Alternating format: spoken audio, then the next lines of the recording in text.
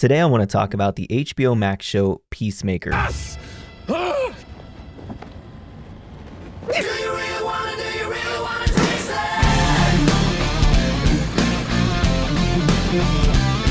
It's a spin-off from the movie The Suicide Squad. Now this show has an interesting hero-villain archetype. Classic archetypes look like this. One hero, then a villain number one, and a villain number two. And the hero is basically what society wants people to be like. Villain number one is a tainted version of that hero. Think along the lines of everything the hero is afraid of becoming. And then villain number two is everything the hero is not. A classic example of this would be, let's say, Star Wars. You have Luke Skywalker, Darth Vader, and Palpatine. Now, what this show does different is they replace villain number one with a second hero. So you have Adebayo being the hero, Peacemaker being the tainted hero or hero number two, and then for the villain we have the butterflies. Now the reason this is so interesting to me is that Peacemaker is the main character of the show, but he's not the main hero of the show. And the two heroes couldn't be more different, but the similarities are strong. The first of which being that they're both on this team and not by choice. To one degree or another, they're both being forced to be here. Now Adebayo lost her job and her mom is taking full advantage of her desperation for money by putting her on this team. And Peacemaker being on this team is his only chance to stay out of prison. And the second similarity between them, and arguably the most important, is that they both have extremely overbearing parents. Adebayo's mom is Amanda Waller. Waller is the villain in the movie The Suicide Squad and is directly responsible for a lot of deaths and has no remorse for it. Peacemaker's dad is Augie Smith, basically the worst kind of person in every way, on a spectrum from abusive to his kids to straight up racist.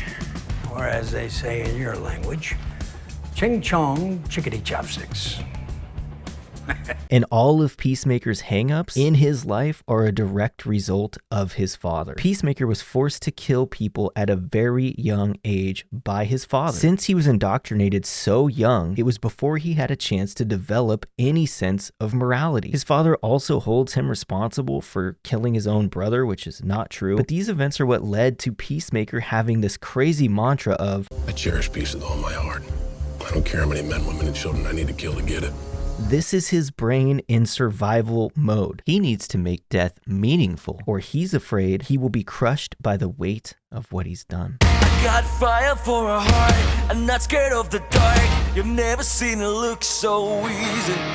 Got river for a soul, baby you're a bird, baby you're my only reason. Now all of this trauma has stunted him to around a teenage developmental level, and this is why all of his jokes are so lowbrow or crass. And no one ever really called him out for these things because he doesn't really have any real human relationships. His inability to connect with other people is because he doesn't know how to trust, and that's because we form our foundation of trust from our parents. His father basically spent most of his life doing nothing but betraying that trust. So, okay, this show is not for everyone. There's a lot of swearing and quote unquote locker room humor. I know I'm the last person that you want to hear from right now, Chris, and I can't apologize enough for I'm not the biggest fan of this. I typically feel like it's the lowest form of humor, but Peacemaker's father is the reason he acts this way. And as the show progressed, I came to understand that, and it made it much more palatable to understand that he's this way because he's damaged, not just because he's an a-hole. So my favorite character in the show is Adebayo, and for so many reasons, but the one I want to talk about is how she never feels equipped for the obstacles she has to face. And I know stuff that my mom doesn't know.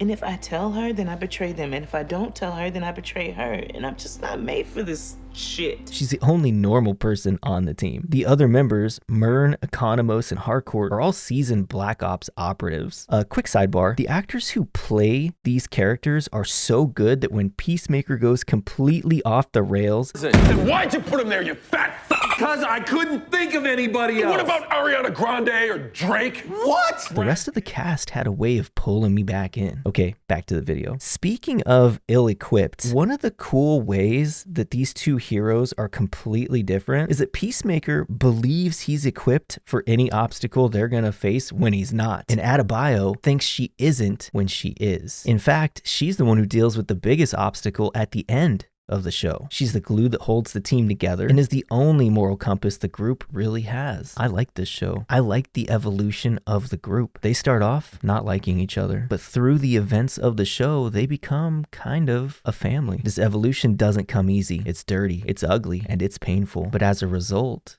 beautiful. That's going to do it for today's video. If you guys enjoyed it, hit the like and subscribe, and I'll see you in the next one.